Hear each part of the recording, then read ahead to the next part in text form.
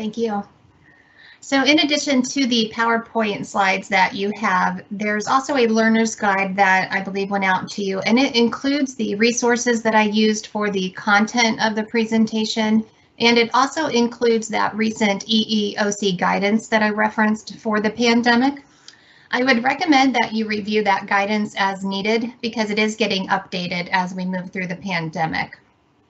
During the presentation today, I will answer questions as I move from one main topic to another. So please feel comfortable to post your questions in the questions and answers area. And just as a reminder, today's information is for educational purposes. It is not legal advice, but we certainly hope the information is helpful for you. And with that, let's get started.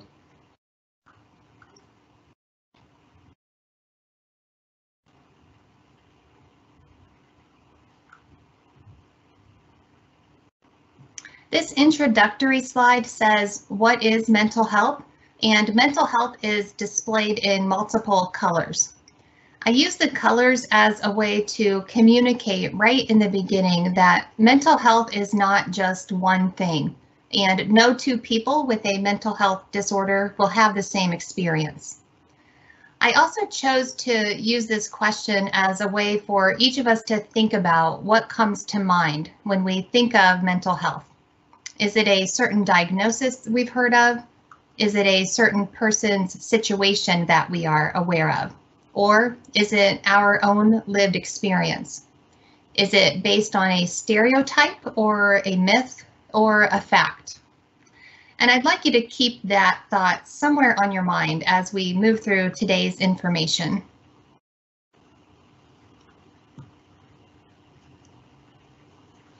It's helpful to start a discussion on mental health disabilities with an understanding of what mental health is. The World Health Organization gives us a great definition that tells us mental health is a state of well-being. And it's a state of well-being in which every individual realizes his or her own potential, can cope with the normal stresses of life, can work productively and fruitfully, and is able to make a contribution to the community. The way that mental health impacts our well-being is through three main categories, and that includes our thinking, our behavior, and our emotions. When we refer to thinking, what we're really talking about are those cognitive functions, or you may have heard of the term executive functioning, and those include things like how we learn, how we understand, how we solve problems, how we perceive information. It includes things like logic and reasoning and our memory. Behavior refers to how we communicate, how we relate to others, those patterns of how we act and our habits and routines. And then emotions are things certainly like our feelings, but also our self-esteem and our confidence and our ability to handle stress, which is resilience. These three categories impact our daily activities, which means our mental health contributes to how we function every day. And that is unique for each of us. And it includes things like taking care of ourselves and others, interacting with other people like our family, our neighbors, our coworkers, participating in activities like school and work, and adjusting to and managing stress and change. Understanding what mental health is then helps us to understand how a mental illness may impact a person's well-being. Now, you will hear me using terms like mental illness, mental health disorders, and mental health disabilities.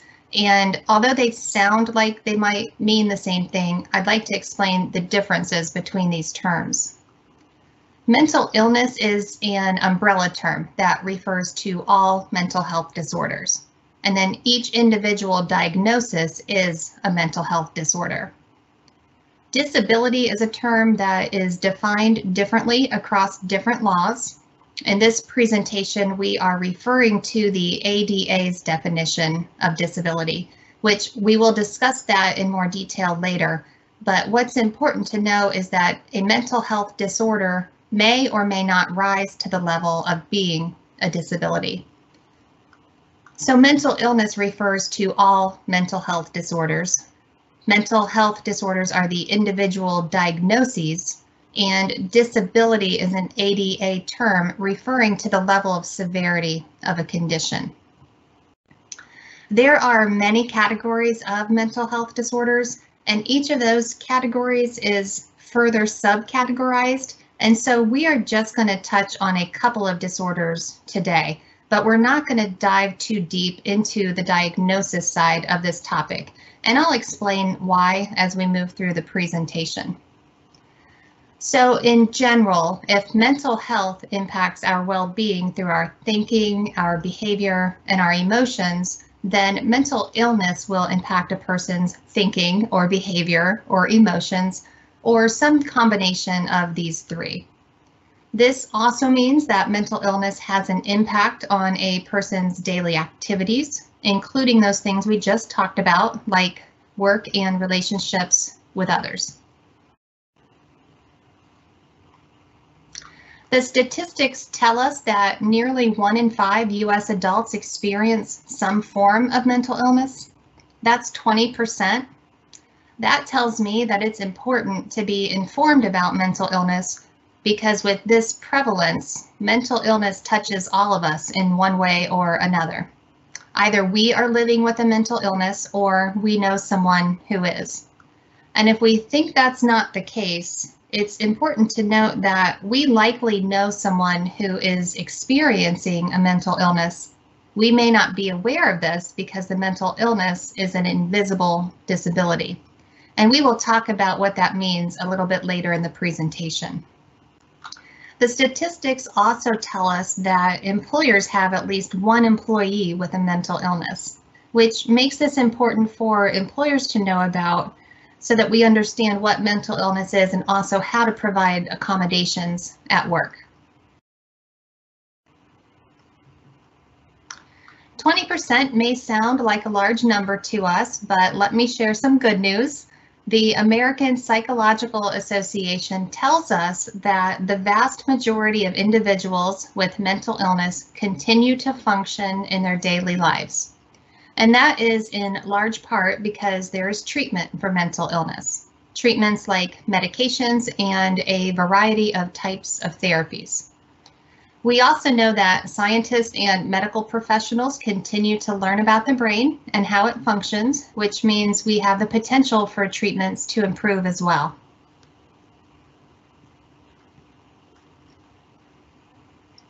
It's often common that when we think about disability, a certain disability comes to mind.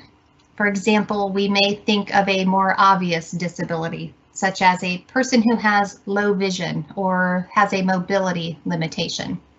However, the majority of disabilities are not obvious. They're what we call invisible. Mental health disabilities fall into this category, and other conditions do too, like diabetes, high blood pressure, arthritis, and dyslexia. When a disability is invisible, often the functional limitations a person may have or the barriers they encounter at work may not be obvious either. Because the disability is invisible, the disability is unknown unless the person discloses, and often people do not wish to disclose. And it can be helpful to understand the reasons why a person may choose to disclose and the reasons they may not want to. So let's start with the reasons why a person may choose not to disclose. Last summer, I attended a conference on disability in the workplace, and I went to a session that focused on self-disclosure. One of the presenters was a leader in her company and was telling her story about what happened when she disclosed. She shared that she had not told anybody about her disability for 13 years because she didn't want to be viewed negatively by others. She worried that any mistakes she made at work or any deadlines she missed would be automatically attributed to her disability.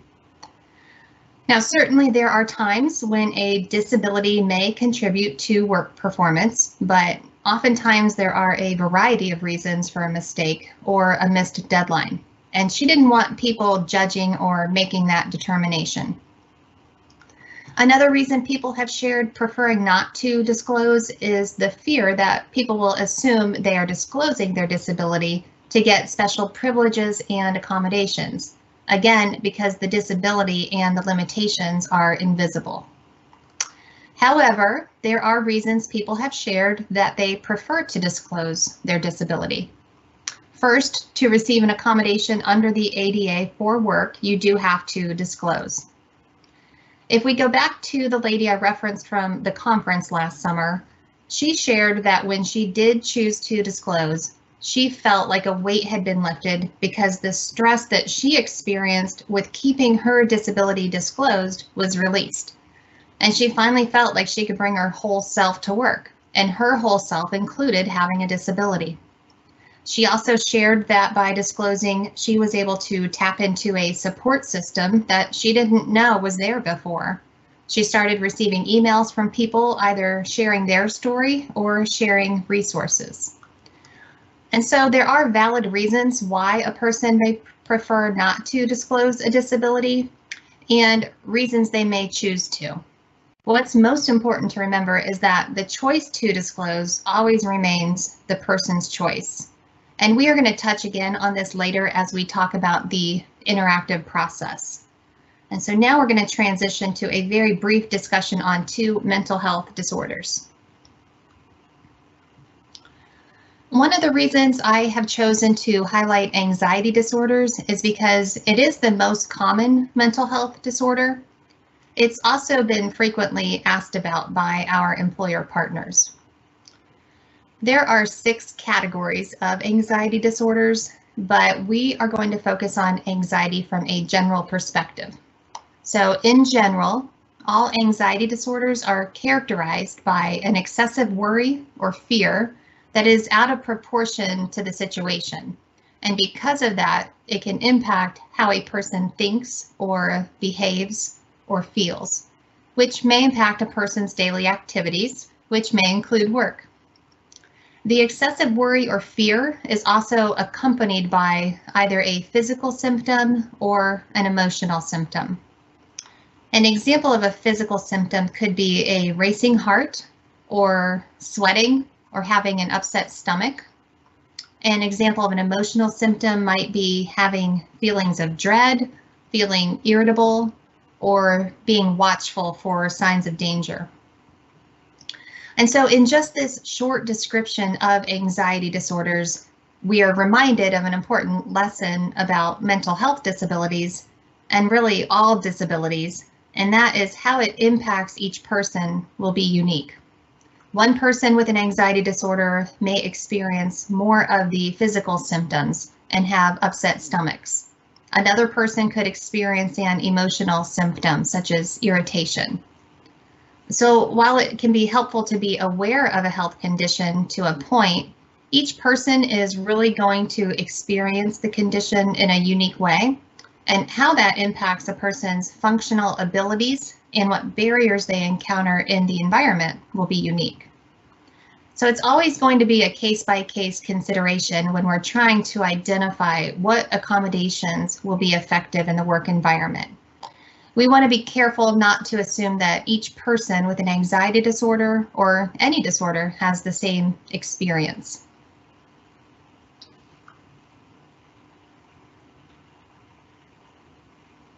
I also chose to include bipolar disorders because we've had employers ask about this condition too, but also the nature of this condition offers some important considerations to keep in mind when providing accommodations for mental health disabilities. In general, bipolar disorders are characterized by a shift in mood, energy, or thinking. And there are 3 categories of bipolar disorder, and each of these impact this shift a bit differently. In general, we may often think of a person shifting between a low mood and a high mood, but a person with bipolar disorder does have periods of normal moods as well. And that's an important characteristic to talk about. Mental health disorders and other health conditions too, can have periods of exacerbation and periods of remission, which means a person may have periods of symptoms and limitations and periods without. I want to highlight that because this is one of those areas where stereotypes or myths may play a part. Some people fear disclosing their disability and asking for an accommodation because they know they don't need the accommodation all the time, and they fear that they will be perceived as not truly having a disability. So it's important that we understand that some conditions are not static. They change over time. Some conditions worsen, some improve, some have periods of exacerbations and flare-ups. So it's completely possible that a person's condition could result in needing an accommodation at certain times, but not all of the time. And just as we said with anxiety disorder, it's important to remember that with bipolar disorder, just as with any health condition, we don't want to assume each person has the same symptoms or the same severity level. How any condition impacts a person and to what degree is always unique. And so that's as deep as we are going to dive into actual mental health disorders. What we want to focus more on are the functional limitations. We could take all the time and learn all of the symptoms associated with all of the mental health disorders, but oftentimes symptoms aren't noticeable at work. What we may notice at work is a change in a person's functional abilities or their work habits. And that includes things like consistently being late or frequently absent, or having decreased morale or displaying a lack of cooperation, and possibly exhibiting poor performance or missing deadlines. These types of behaviors are more noticeable than symptoms. It's important to know that a person with a mental health disability or any kind of disability may not experience a functional limitation at work, or may not experience a functional limitation at work until a barrier presents itself. These barriers aren't always known during the application and the interview process, or sometimes they don't appear until there's a change at work. For example, a person may not experience difficulty focusing on their work tasks until their workstation is relocated to a high traffic area that is very noisy. When an employee does experience a barrier in the workplace that's related to a disability, we're able to overcome these obstacles through providing reasonable accommodations. But before we move on to talking about those, I'd like to pause to see if we have any questions.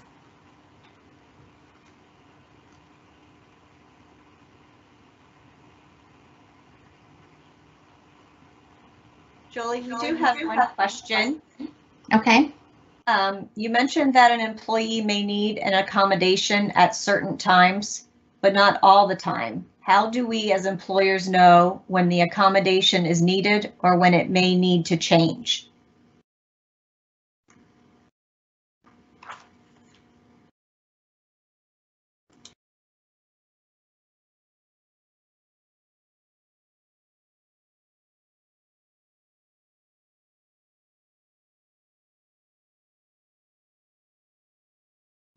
Julie, you are muted. Could you please unmute yourself? Sorry about that. That's a good question that addresses what we just talked about, which is that not all disabilities remain static, and so things can change. We're going to talk shortly about the interactive process, but when you are in that interactive process and you're talking with the employee about which accommodation will be effective, that's a good time to learn more about the nature of the disability and whether it does include some characteristics of change.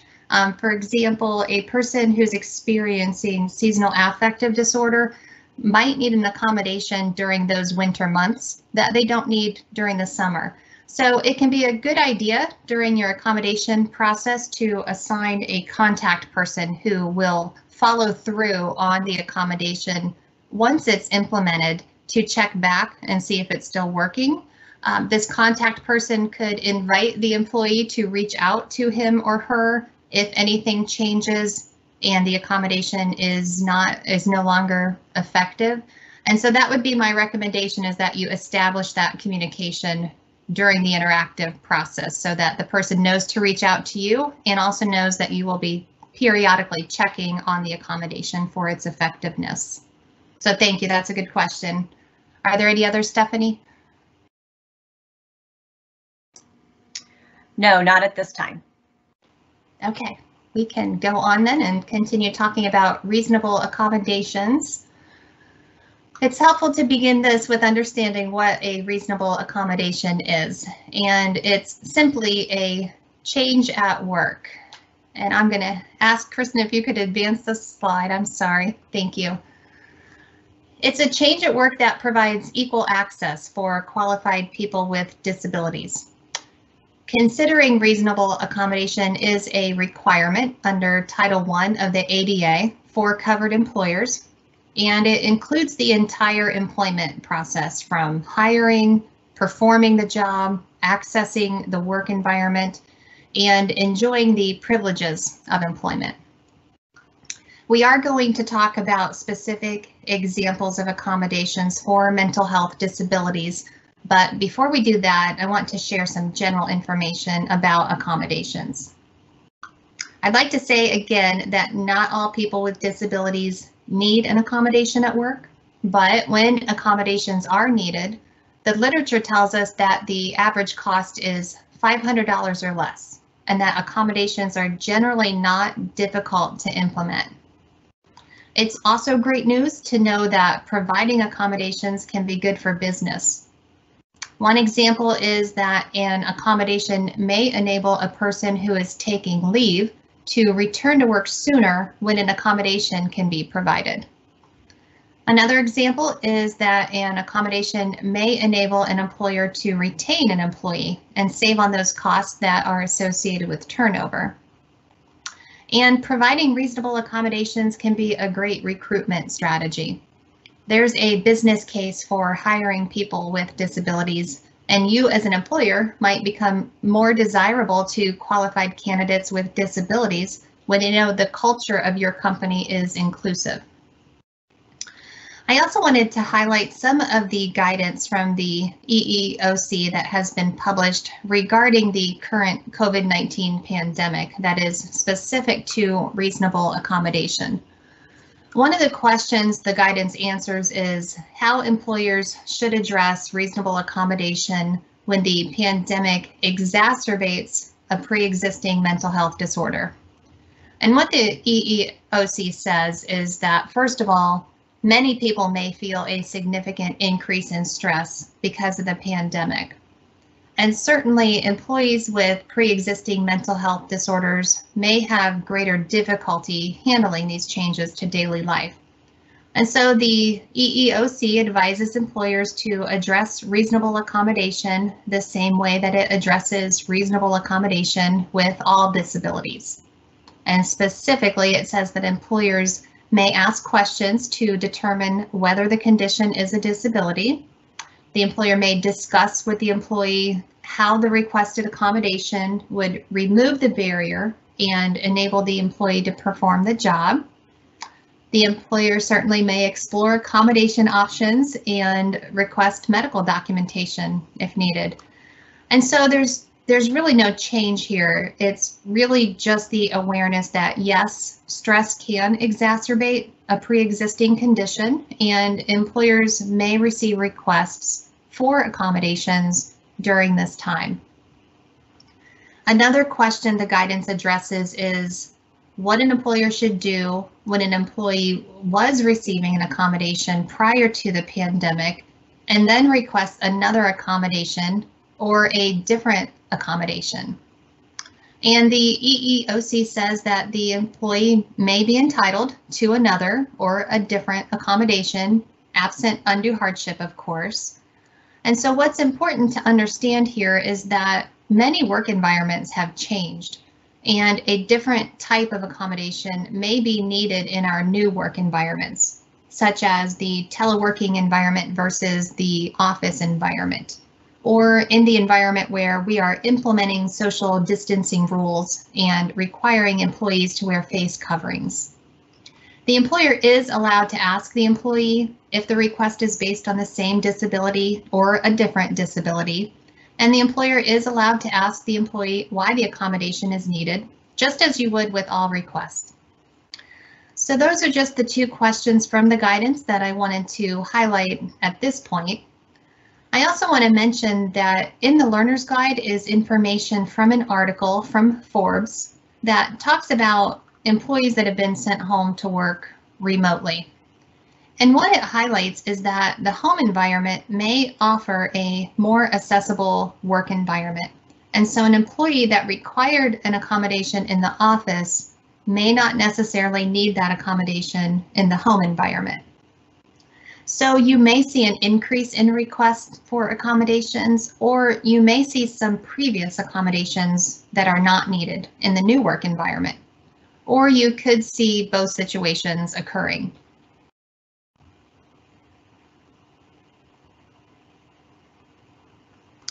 I want to point out a great resource that is also included in the Learner's Guide. As I mentioned, the EEOC guidance acknowledges that many people may feel a significant increase in stress due to the pandemic. The state of Ohio realizes this as well, and the Department of Mental Health and Addiction Services has created a COVID care line. The website and phone number are included in the Learner's Guide, along with some information on what support is offered.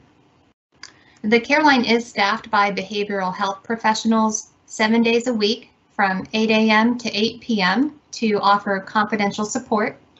After 8 p.m., the line is forwarded to the National Suicide Prevention Helpline, which gives callers access to someone 24 hours a day. This is a great resource for each of us to know is available and to also share with our families, our friends, and our coworkers.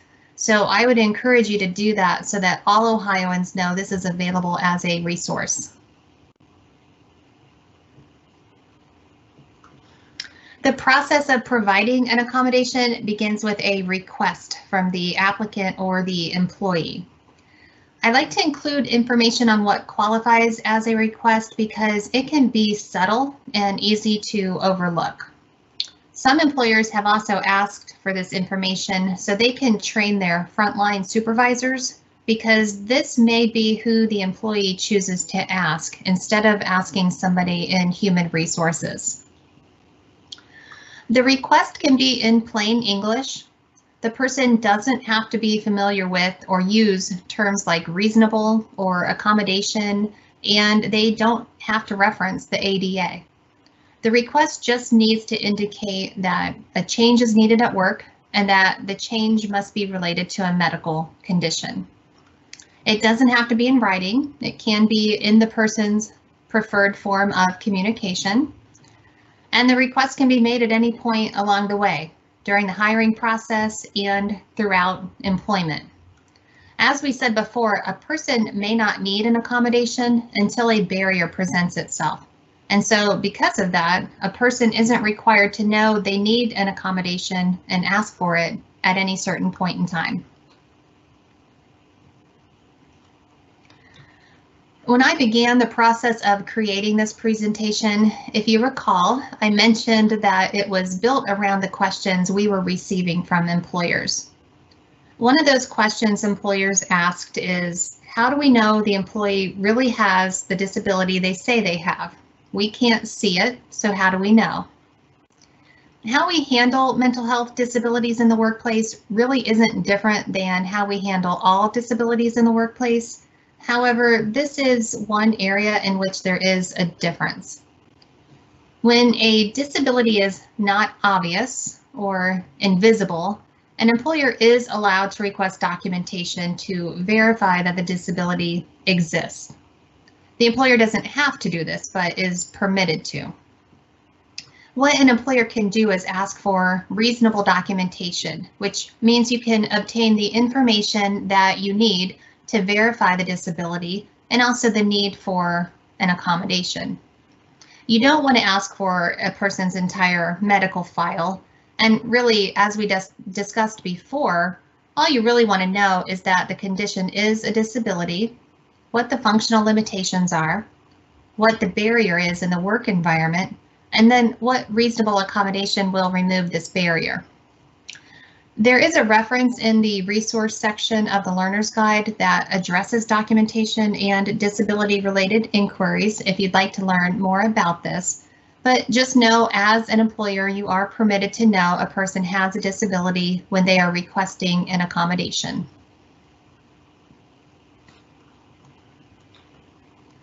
I mentioned earlier that a mental health disorder may or may not rise to the level of a mental health disability. As we just discussed, when an applicant or an employee requests an accommodation due to a disability, the employer has the right to know the person has the disability.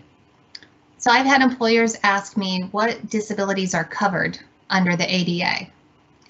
Another reason that I lean away from providing extensive education specific to particular disorders and instead focus on functional limitations is because the ADA does not define disability through a list of disorders or diagnoses. The ADA defines disability as a physical or mental impairment that substantially limits one or more major life activities or major bodily functions. And examples of these from a mental health disability perspective include things like our thinking, learning, concentrating, interacting with others, sleeping, and work.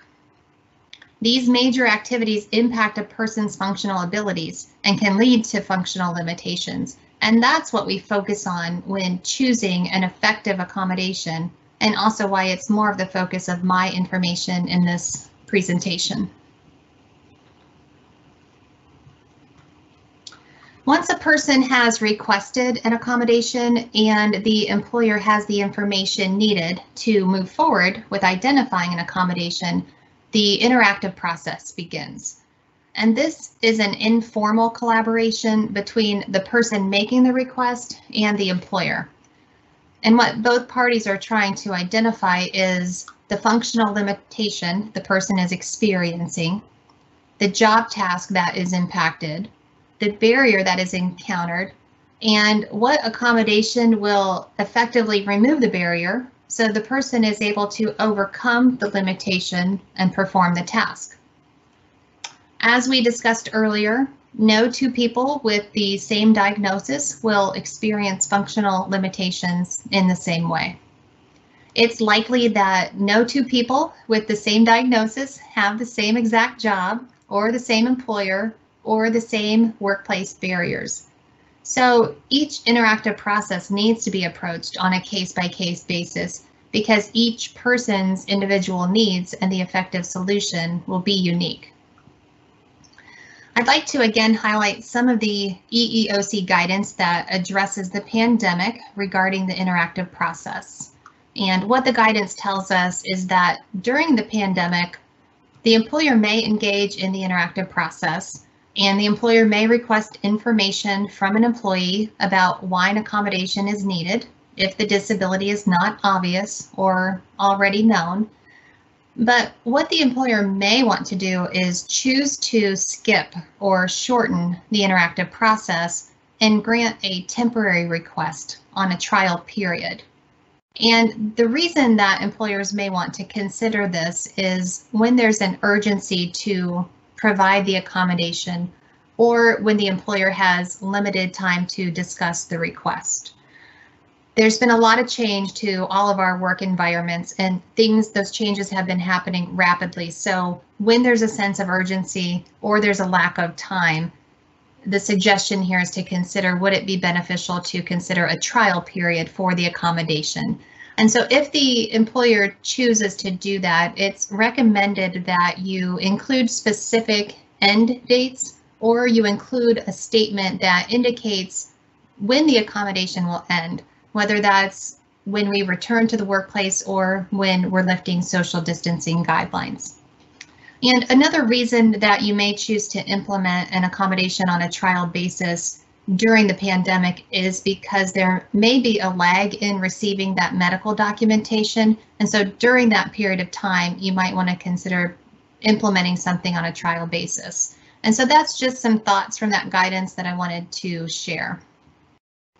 When you are in this interactive process, talking between the employer and the employee and trying to figure out what accommodation will work, the best place to start is to ask the person who's making the request.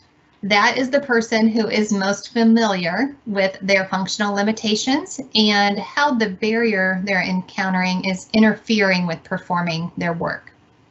That person may have experienced this barrier somewhere else and already has an idea of what accommodation will work.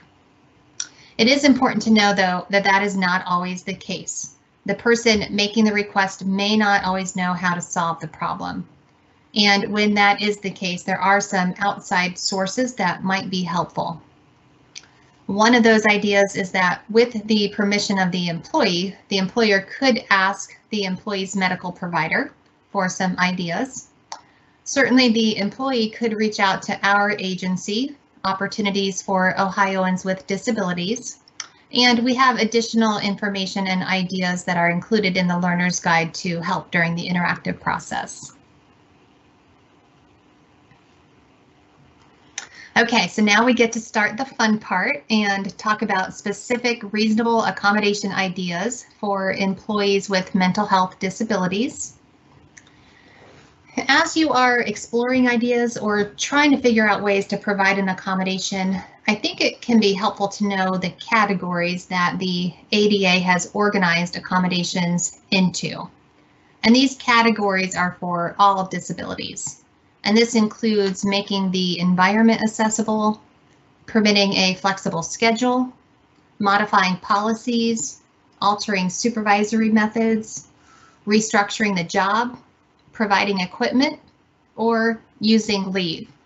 And so I'm going to kind of walk through these categories and share an example of what an accommodation might be that is specific to each category through the lens of a mental health disability.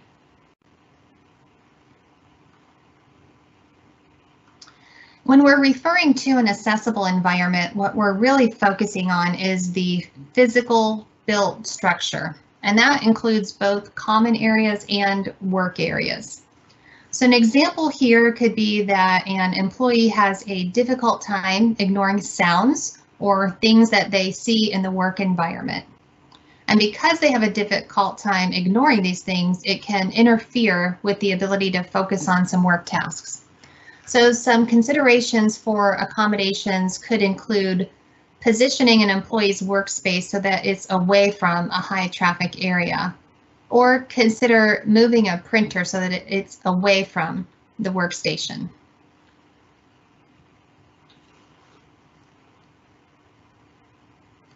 When we look at restructuring a job, we can think of how work can be performed in another way. For example, maybe it is customary for a supervisor to assign large projects to employees. And maybe an employee has a difficult time concentrating on one large project. Maybe it just seems too large or too overwhelming.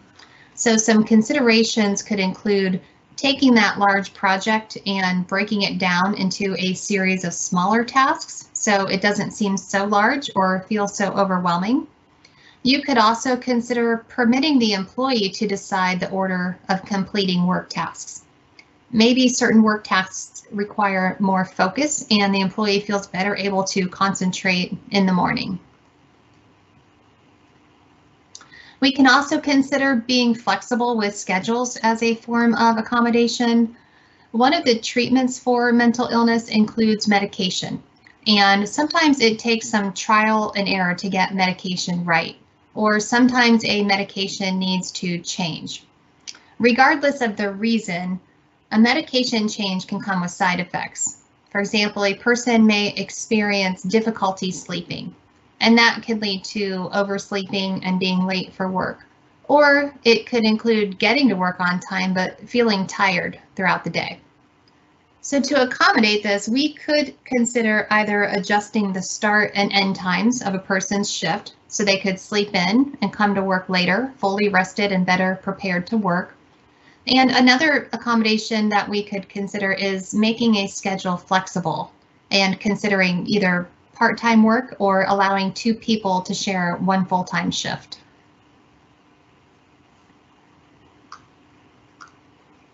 Employers typically have many policies and rules for their employees to follow, and sometimes taking a look at these to see if a change can be made to accommodate a request is a possibility. So for example, an employer may have a policy that employees are not permitted to have food or drink at their workstation. However, an employee with a disability may need to take a medication with food at a specific time each day. If that specific time doesn't coincide with the employee's lunch or other breaks, then an employer may want to consider allowing the employee to have water and a snack at the workstation so that he or she can take medications and manage any symptoms they have related to their health condition. We can also look at using leave in a flexible or creative way. For example, an employee with a mental health disability may need to attend a weekly therapy appointment for 2 to 3 months. Let's say the appointment is at 3:30 p.m. every Thursday and the employee works until 4 p.m. The employer could consider whether a flexible schedule would accommodate this, such as allowing the employee to either work longer on another day or come in earlier on Thursdays. However, the employer could also consider using leave in increments of a couple of hours to permit the employee to leave early on Thursdays to make it to the weekly therapy appointment on time. And another form of accommodation is considering a change to a method a supervisor uses with employees. Remember in the beginning of the presentation, we said that mental health disorders can impact our cognitive functions and thinking. It's possible that a person with a mental health disability may have difficulty prioritizing work tasks and meeting deadlines. One accommodation a supervisor could make is to increase how often they meet with their employee. It could be helpful to meet more often to discuss which tasks should be completed when, and to assist the employee with prioritizing what order to complete their work tasks. The supervisor could also consider providing a list of tasks to be completed and assign deadlines, and that can help the employee to remember what all needs to be done and when each item is due. One of the categories we are going to highlight a bit more is equipment. In the next several slides, I'm going to share with you some ways that equipment and assistive technology can serve as an accommodation for a person. Neither I or OOD endorses any of these products or vendors, but we use these examples for educational purposes to help all of us see the possibilities that are available.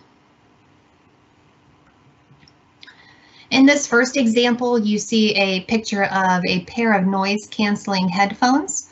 The picture shows the style of headphones that you wear over the head that have the large ear coverings. It's a pretty rose gold headset that's trimmed in a cream color. So certainly noise in a work environment might be difficult for some people to tune out. It can make it hard to concentrate and can distract people from their work. Now, there's many ways that we can cancel noise in the environment, and a noise canceling headset is just one common solution. I also see many people that wear the earbuds, but you could also consider canceling noise in the environment with things like installing paneling or carpeting or actual noise canceling machines. If you've ever walked through a call center where everyone is talking, but it is very quiet, they have implemented noise canceling strategies. This particular headset is listed at $219, which is below that average price of $500 that I quoted earlier for accommodations. However, there are many options for noise canceling headsets on the market. Another accommodation that can be helpful is to use alerts and reminders in the workplace. These can be helpful to help an employee manage their time working on tasks, or to remind a person to stop one task and switch to another, or stop to take a break for lunch, or to take a medication. So what's pictured here is a timer that can sit on your desktop. It's small. It has a red base to it with a white front. It has a dial in the center, and you can twist the dial to set the time for up to 60 minutes. And the time that is remaining shows up in a bright red against a white background. But there are many kinds of applications that people can put on their smart devices for an alert, or smart watches can be programmed too. So there's many ways to achieve this concept of integrating a reminder for an employee while working. This particular timer is listed for under $20. The next example is a smart pen. What we have in the picture here is a pen that has a cord that attaches it to a laptop. There's also a spiral bound notebook that has some notes on it. And then the laptop is open, and what's on the screen is the same thing that is written on the notebook. So this pen writes like a normal pen, but it requires special paper, and it has a built-in mechanism so that when you start to write on the paper, the pen begins to record the audio in the environment. So if you are in a training session taking notes, the pen will record everything being said. This helps when you cannot write fast enough to take down all the notes that you want to, or it can be helpful if you miss something that is said because you're writing something down. And then what you're able to do is listen to this recording later. And all of the notes and the audio can be uploaded through software to a computer, which is why we see this pen attached with a cord to the laptop, so that you can have a digital copy of this that you can share with coworkers, or you can review later. We had a great question during another presentation about the concern of privacy and others in the environment being recorded. And so we just suggest as a best practice that anytime you're recording, you announce that. So just as we announced this presentation is being recorded today, if you have concerns with those types of privacy issues, then possibly make that announcement as a best practice when this is being used in a training session or during a presentation. And so again, there are a variety of smart pens in the marketplace. This is just one example, and this example is listed for under $200. The final example I have to share with you today is a fairly new way of looking at an accommodation at work. There are many applications, or what we call apps, that exist in the marketplace that provide exercises to manage our stress and anxiety. And managing stress and anxiety may help improve a person's ability to focus and then concentrate on work tasks. The app that I've highlighted here is the Calm app, and what's in the picture is a smartphone that has the Calm app opened. So it says Calm at the top, has a very pretty picture with a blue sky, a mountain range, some pine trees in the foothills, and a blue lake. And then at the bottom, it has the navigation tools to kind of move through the different options of the application. You can take an application like this and combine it with a modified break schedule and the use of a private space. So an employee is able to use one of these exercises on their smart device to manage the stress and anxiety that he or she may experience during the workday. And this could help to increase focus for work tasks. So this might just be an example of accommodation that you want to be aware of and understand that an employee may request to be able to modify their breaks and use an application like this. This particular app does offer a free trial period. It has an annual price of $60, and if you really like it, you can pay for a one-time charge of $400. And so that was a quick highlight of some examples of accommodations. And before we move on to talk about some of the situations that employers face, such as performance concerns, I wanted to pause again to see if we have any questions.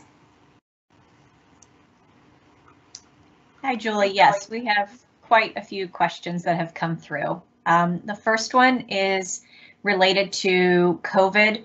It seems the switch to work from home is a possible obstacle for folks with depression.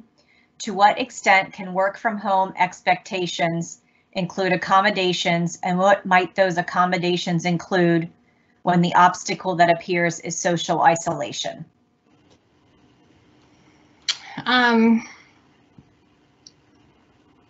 The situation is certainly unique. The interactive process remains the same, and so it's really a case-by-case discussion on talking with the employee about what is the functional limitation that they're noticing with work tasks and what are the barriers, and then start to brainstorm what are some of the solutions, and that really what the solutions are going to be unique for each person.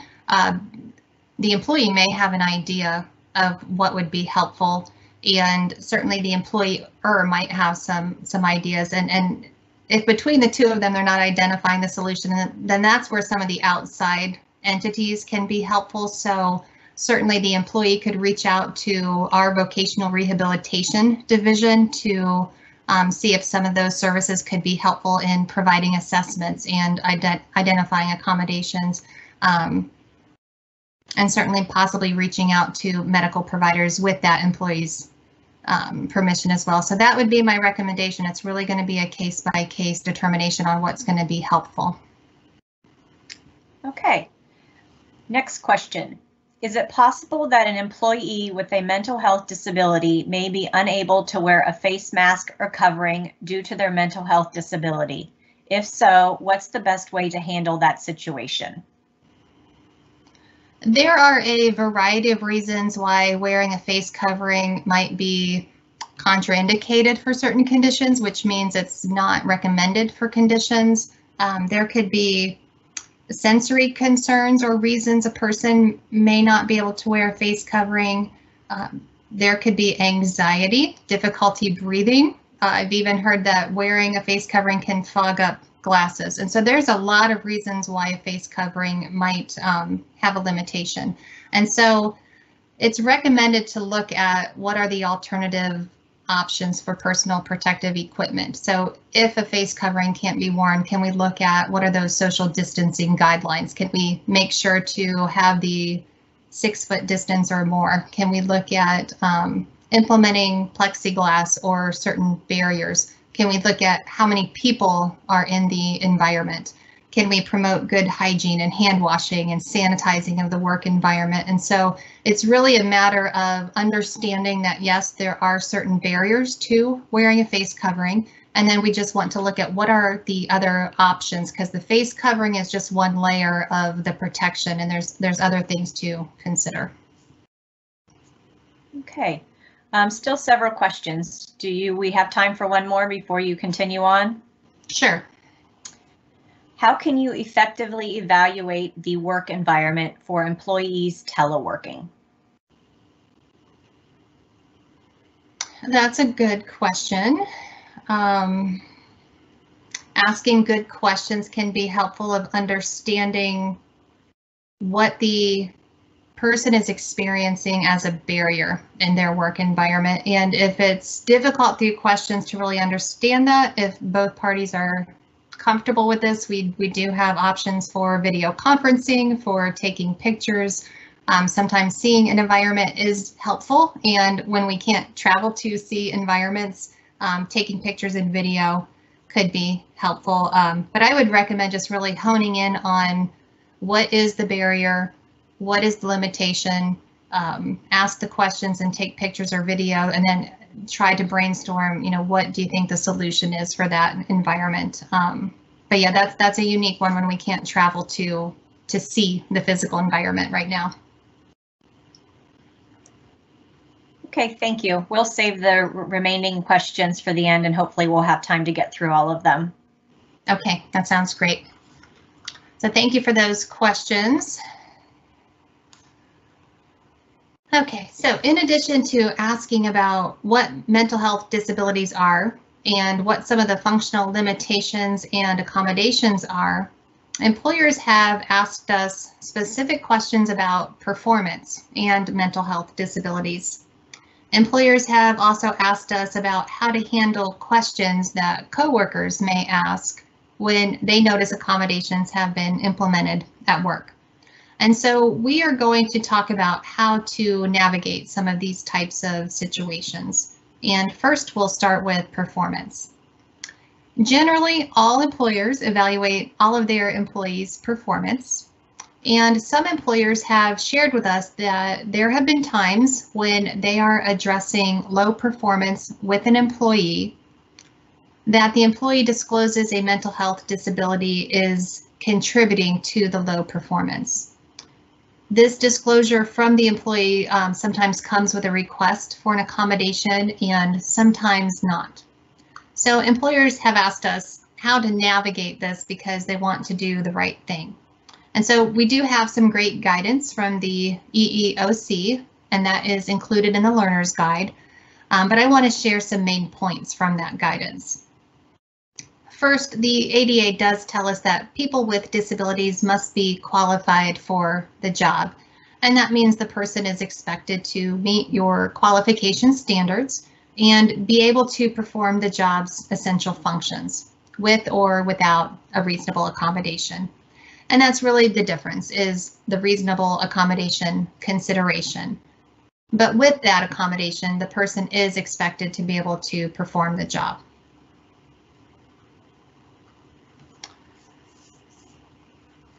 Just as we discussed before, a person with a disability can disclose a disability and request an accommodation at any point in the hiring process or during employment. We also discussed earlier that barriers can present themselves in the workplace at various times. So it's absolutely possible that an employee's low performance would be their signal to themselves that their disability is contributing and that there is a barrier at work. So when the employee discloses the disability and attributes this to the low performance, they may or may not ask for an accommodation. And so there's two different situations to consider here. In the first situation, the employee chooses to disclose a disability but does not ask for an accommodation. So what the employer can do is simply ask what they can do to help the employee meet the performance standards, and then wait to see what the employee says. If the employee does not ask for an accommodation, the employer can advise on any consequences of the low performance, just as you would with any employee with low performance, and also advise the employee on who to contact if he or she decides later that there is something that will help. If the employee does request an accommodation, the employer will proceed down two paths at the same time. First, the employer will begin the interactive process that we talked about earlier to discuss the nature of the disability, the functional limitation, the workplace barrier, and the possible accommodation solutions. Secondly, the employer will also discuss any consequences of the low performance. Reasonable accommodation is prospective, and what that means is that its purpose is to enable the employee with the disability to perform the essential functions of the job in the future. The employer is allowed to apply its performance consequences. The important part to remember is that reasonable accommodation must also be considered.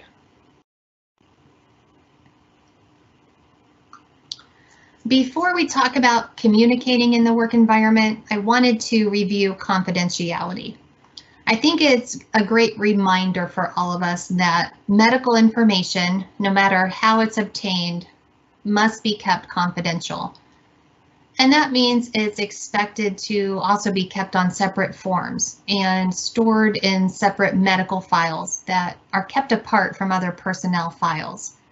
And that's because not all personnel are permitted to see this information. And certainly there are exceptions. And so, for example, a supervisor may know about a necessary reasonable accommodation, but doesn't need to know the reason, the medical reason why the accommodation is being implemented. Another example is that safety personnel may know what information or what accommodations are being implemented during an emergency that need to be implemented, but don't need to know the medical reasons why that accommodation is being used. So how do we talk about disability in the workplace? Inevitably, once you've successfully completed the interactive process and you've implemented an effective reasonable accommodation, you will get a question from an employee about why a coworker gets special treatment or privileges. Based on what we just discussed, the employer can't tell the employee about the coworker's medical condition, their disability, or even state that they're receiving a reasonable accommodation. Reasonable accommodation is an ADA term, and stating that would disclose the person has a disability. So knowing that employees will have questions, it's important to have a response ready to go that works for the culture of your work environment. The EEOC does speak to this and provides some examples, which I've included for you in the learner's guide. One of these examples recommends that the employer can respond by saying that it's their policy of assisting any employee who encounters difficulties in the workplace. Many of these workplace issues encountered by employees are personal, and that it's the employer's policy to respect employee privacy. This to me is a lengthy response that you may not have ready to say when you get asked this question unexpectedly. And so we recommend you consider the content of what this statement is saying and then speak with your legal team and your HR professionals to create a response that is best suited to your environment. Another best practice is for employers to provide education to new employees at orientation, but also to all employees on a regular schedule that educates the employees on the laws that you are required to follow as an employer. Those are laws like the Family and Medical Leave Act, Workers' Compensation laws, and the Americans with Disabilities Act. Having this ongoing education may increase the employee's awareness to these types of laws that you have to follow and prevent these types of questions in the future.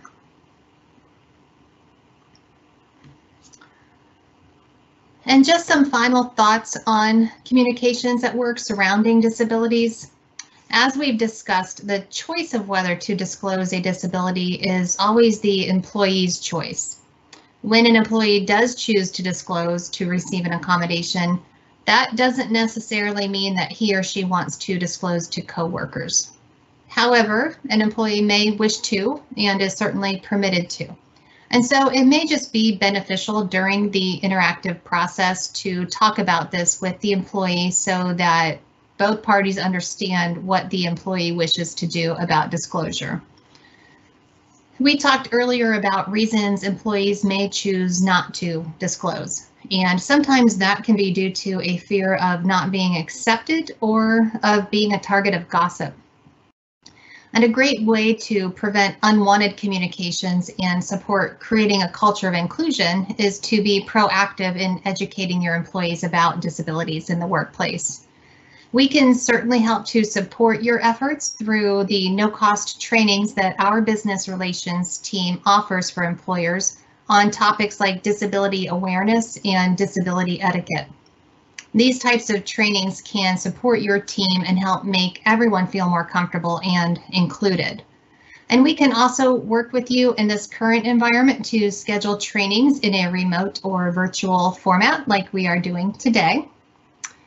And we're getting close to the end of the presentation, so before I wrap everything up, I wanted to check again. It sounds like we do have some questions, so I'd like to answer as many of those as we can.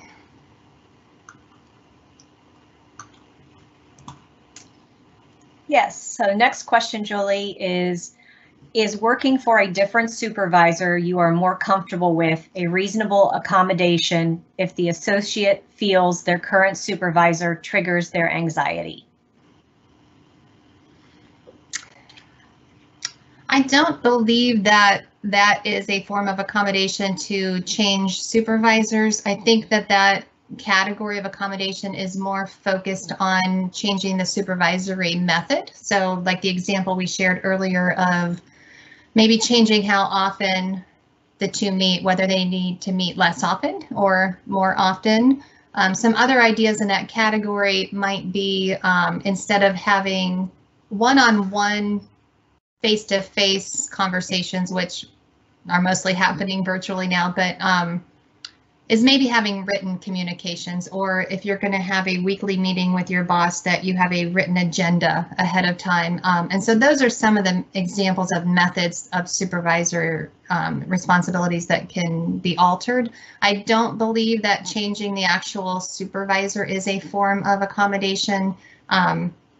Again, being an OT and not a lawyer, I always like to go back to reference that for sure, but that's my understanding.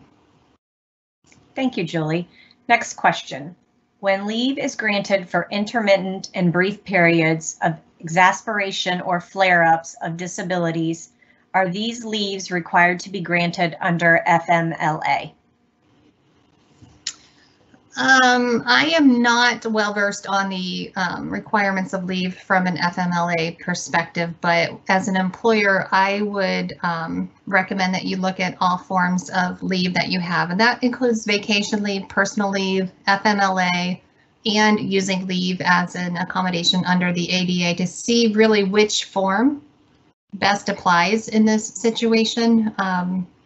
The ADA just suggests that we use leave as an option. So if we've exhausted all of the other options, that we consider additional leave and using it in a creative way in just a couple of hours if that's all that's needed to make it to an appointment. So I would compare all of those laws to see which one most applies to the situation, and apologize that my expertise is not in that particular law. Thank you. Next question. Are you concerned about using headphones as a noise canceling method? Does it create a safety concern? I would say I come from the world of being a provider for workers' comp, so I always think of safety. And so with any accommodation you're considering during that interactive process, you do want to look at this from all angles and certainly consider safety.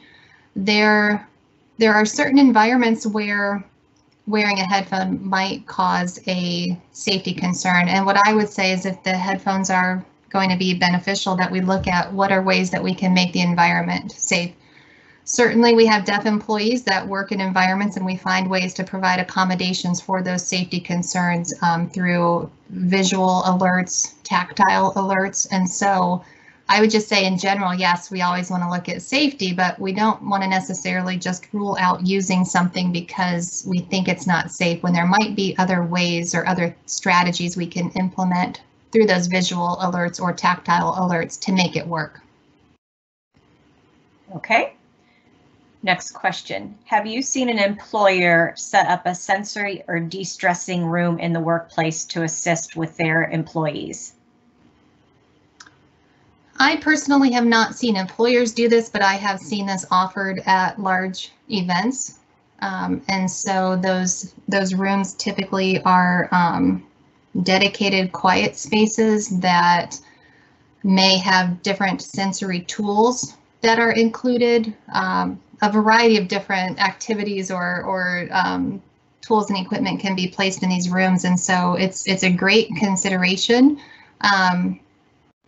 Now that I think of it, I have seen employers have quiet rooms. They remind me more of massage rooms where it's just a quiet space. It's dimly lit, might have an option for some calm music. Don't know that I've seen those with actual sensory equipment in there, but it's certainly a great idea to consider. And if your company has a employee resource group that gathers for disabilities, this might be something that they could focus on and brainstorm to identify what might be the needs of all employees and really kind of make that unique to that culture.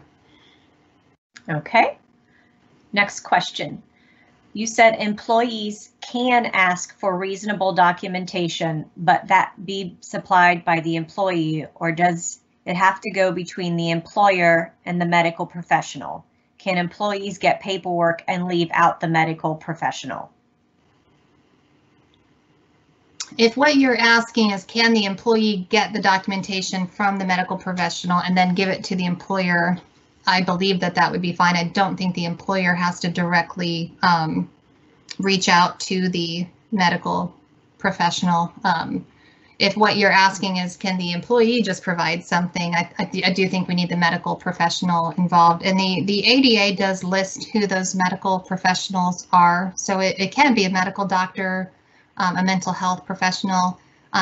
Sometimes it's an occupational therapist or a physical therapist. And so I would double check that, but I believe the employee can provide that, but I think the medical provider needs to be included in the mix.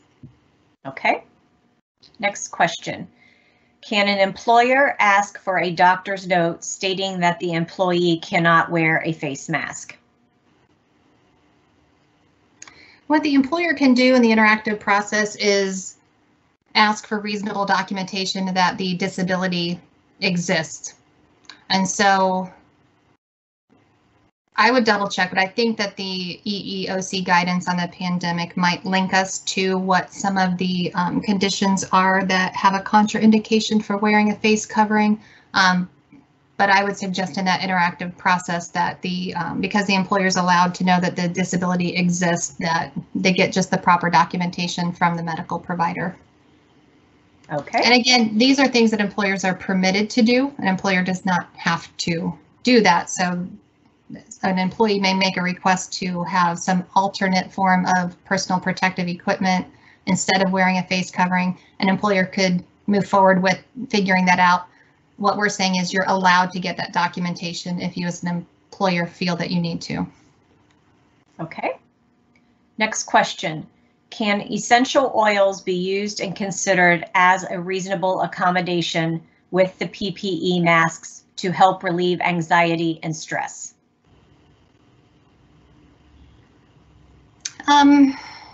Anytime you bring a scent into the environment, you have the concern of, is that scent going to bother or irritate or another employee's health condition? And so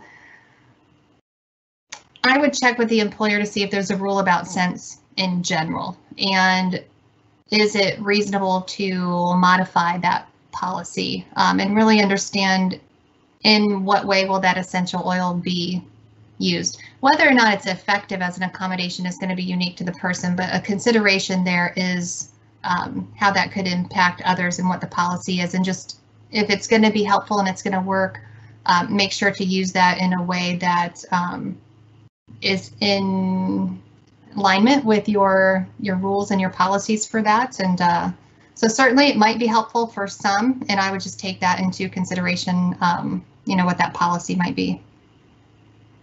Okay. If the employee has low performance, reveals a disability, but does not request an accommodation, should the manager inform the employee about the accommodation process or just ask if there is something that will help? It's my understanding that the conversation is, the best practice is to keep the conversation on the work performance and what aspect of it is the low performance. And so to keep the conversation on that, and if the employee does not ask for an accommodation but has revealed a disability, the employer is encouraged to say, is there anything that we can do to help you meet the expectations of the job? And so the question is still focused on the work tasks. It's not focused on the disability. And if the employee says no, then the employer is guided to say to the employee, here is who you can contact if there is something that we can do to enable you to perform the job. Certainly because they have mentioned the disability, if you want to mention that there's an accommodation process, but I would keep it very brief and keep it focused on the work tasks, and that there is someone there that they can reach out to to talk further about whether or not there's anything the employer can do to help. And I would keep it that simple. Okay, and I think we're getting close to the end of the questions. One more here. We now require all team members to wear masks while at the plant, and we've seen many of the behaviors such as irritability, non-compliance, lack of focus, anxiety, anger, frustration. How can we accommodate? That sounds like that's a general feeling or activity that's going on in the work environment. And so I don't know if anybody is reaching out saying that they would like an accommodation, and if you are in that interactive process, to be discussing whether or not there is a disability that's involved and what the possible accommodations are. From a general perspective, we've all had access to a lot of information on why we're using face coverings and why we're implementing social distancing, and so education in general can always be helpful to better understand why we're doing something. And so I don't know if sharing some of that general information that we all have right now about these safety measures would be helpful. But then if you do have individual employees that are reaching out about not wanting to wear the mask and starting to state reasons, if you feel that you're in the interactive process, then that is when you can start to discuss what some accommodations might be for specific situations. Okay, great. Last question, and I believe you're going to cover this as part of your conclusion. Who can we contact for additional training from your organization? You can contact me, and my information is in your learner's guide. You can contact, for those of you that are employer partners out there, you can contact your regional business relations specialist. And so you have easy access to reaching out to any of us to talk with us about what your training needs are so that we can customize some information for you. So absolutely. All right, so that's it for the questions. Yes, and then I guess one more, just confirming that this is going to be published at a later date, the recording. Yes, it may take us about a week or two to get that together, but certainly once it's ready to go, we will get that link back out to everybody. So thank you all for your questions and your interest. I'd like to conclude today's presentation by reminding us that mental health disabilities fall into the category of invisible disabilities, like many disabilities do. And this means we don't know a person has a disability unless they choose to disclose this to us. We discussed that disclosure is always the choice of the person, and that while there certainly are reasons why a person may choose not to disclose, one benefit of disclosing a disability is to receive a reasonable accommodation at work. Oftentimes, a person may not experience a functional limitation at work until a barrier presents itself. But when that happens and a person makes a request, we now know of many examples of what accommodations are, including several ideas for assistive technology. And we know these accommodations can be inexpensive and easy to implement. Earlier in the presentation, I asked you to think about what mental health means to you. As we learned, the prevalence of mental illness is that nearly 20% of all adults in the US will experience some form of a mental illness, which means mental illness impacts all of us, whether it's we ourselves that have a lived experience with a condition or it's someone we know. I hope that each of you not only learned something more about mental health and mental illness, but that you're excited about the possibilities that are available to remove barriers and enable employees with mental health disabilities to participate in the meaningful and purposeful activity of work. It has been my privilege to present this information to you today, and I thank you very much for joining us. As a reminder, please remember to submit the training evaluation to give us feedback and to receive HRCI credit. We will be posting a recording of today's presentation, and we will forward that link to you at a later time. And I'd also like to announce that our next virtual training is the Employer's Guide to Remote Job Coaching, and it is scheduled for June 18th, so please be on the lookout for that announcement. We'd love to have you join us again for that training. And with that, this concludes today's presentation. Thank you.